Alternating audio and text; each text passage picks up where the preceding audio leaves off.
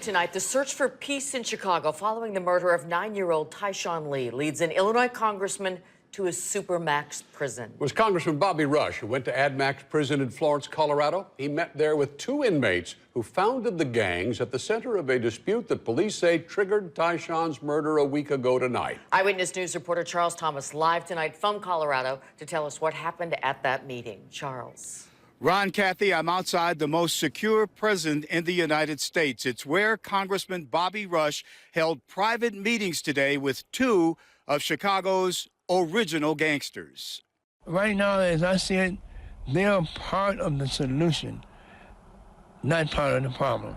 The Reverend Congressman Bobby Rush was in full pastoral dress as he talked with Larry Hoover and Abdul Malik Kabah, formerly known as Jeff Fort, about Tyshawn Lee, the targeted 9-year-old murder victim.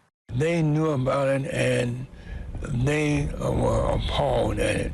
Hoover, who co-founded the Gangster Disciples, has been in prison since a 1973 murder conviction. Fort formed the Black Keystone Nation in the 1960s. His ADMAX sentence is the result of a terrorism-related conviction. Investigators say a dispute between decades-later factions of gangs founded by Hoover and Fort led to the Tyshawn Lee murder last week. Jeff, Malik, and Larry said, use my name. Tell those youngsters to stop the killing. ADMAX houses just under 500 of America's worst criminals, including 9/11 conspirator Zacarias Moussaoui, the shoe bomber, the Unabomber, Oklahoma City, and Olympic bombers, to name a few. Hoover and Fort spend 23 hours a day in their cells and are allowed minimal human contact. They didn't ask me to move mountains or to use any kind of clout to help them. Rush is convinced that if Hoover and Fort are allowed to communicate, they could help the now desperate effort to stem Chicago's violence. We cannot continue to allow our community to be wiped out.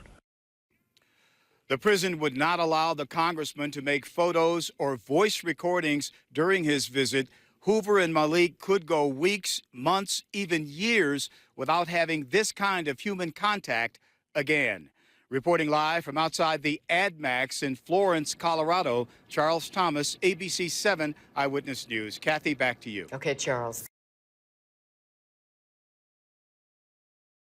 Even strangers gathered at a church today to remember a 9-year-old boy who was shot and killed last week. Police say Tyshawn Lee was lured into an alley near 80th and Damon where he was killed. Eyewitness News reporter Leah Hope talked with some of the people who paid their respects, and she joins us live. Leah? Ron, 1 week ago, that 9-year-old was on his way to the park to play basketball, that basketball in hand. People say he always had that basketball with him. Well, today, as he is being mourned, among the funeral arrangements delivered to the church, one with a basketball in the center, signed by his classmates. Relatives were the first to spend time with Tyshawn. Visitation for 9-year-old Tyshawn Lee was open to family, friends, and strangers who simply wanted to pay respect to the boy killed last Monday afternoon. It hurts because it is a child. Like I said, I got 3 of my own, actually, so I can only imagine. I think it's sad that it ever happened to him. The Dixon son was a classmate of Lee's. They say their son, who had been proud walking to and from school by himself, now is anxious to get rides. Now his mother has to pick him up and take him every day because of this situation. So children should not have to endure these type of situations that's going on. And it's a society problem. It really is.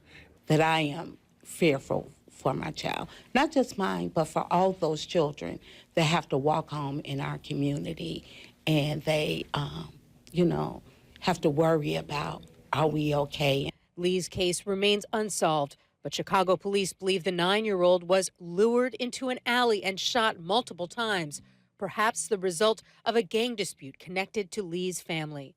Whatever the reason, elders at Heaven of Rest Missionary Baptist Church volunteered their sanctuary for today's visitation.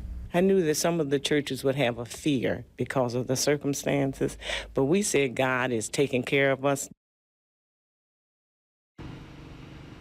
The visitation continues here for another hour. The homegoing celebration will continue tomorrow. The wake and funeral will be at St. Sabina Church. We are live in the South Shore neighborhood. Leah Hope, ABC 7.